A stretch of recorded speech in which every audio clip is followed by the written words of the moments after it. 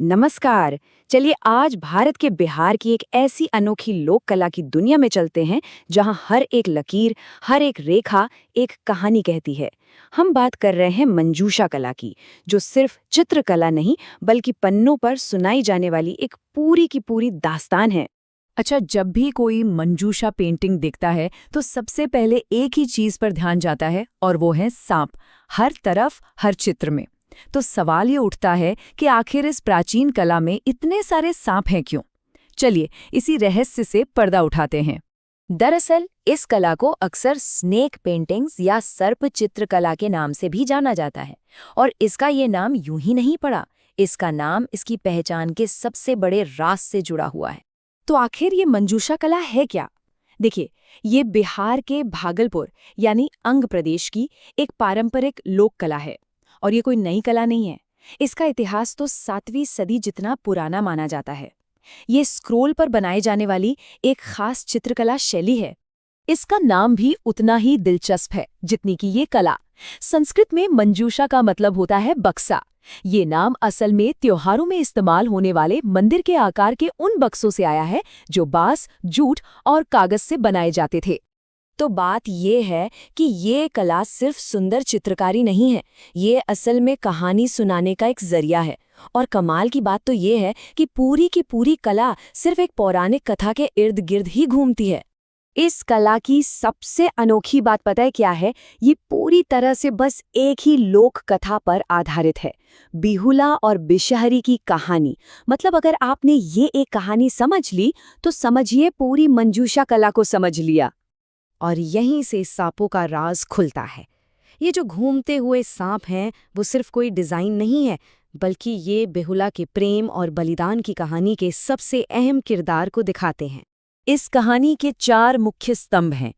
एक हैं देवी मनसा, जिन्हें बिशहरी भी कहते हैं। फिर हैं उनकी भक्त बेहुला, एक व्यापारी हैं चंदू सौदागर, और स्वयं भगवान शिव। यही चेहरे हैं जो मंजूषा कला में बार बार नजर आते हैं। तो अब तक हम ये तो जान गए कि ये कला क्यों बनाई जाती है। अब जरा ये समझते हैं कि ये कैसे बनाई जाती है, क्योंकि इस कला के अपने कुछ खास नियम और प्रतीक हैं जो इसे बाकी सबसे एकदम अलग बनाते हैं।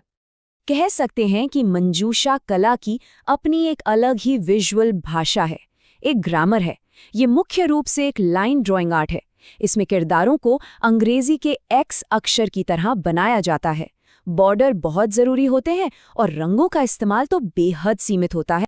जी हाँ, पूरी की पूरी कला सिर्फ 3 रंगों में सिमटी है, गुलाबी, पीला और हरा।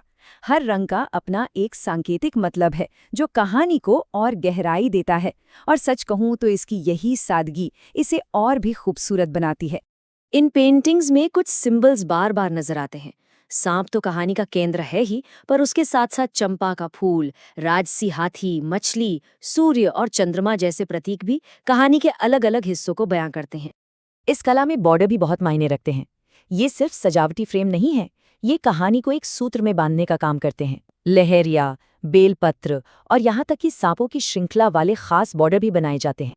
लेकिन ऐसा नहीं है कि ये कला सिर्फ इतिहास का हिस्सा बनकर रह गई है।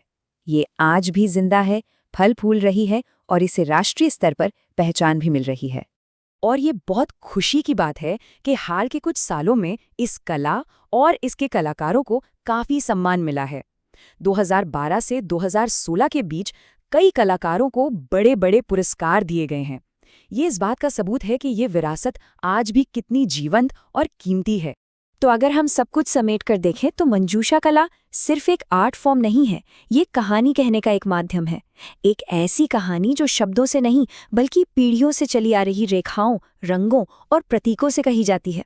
ये कला हमें सोचने पर मजबूर करती है कि कला और कहानी का संगम कितना शक्तिशाली हो सकता है। दुनिया में न जाने और कितनी ऐसी महान कथाएं होंगी जो बस अपनी कहानी कहने के लिए किसी कलाकार का इंतजार कर रही हैं।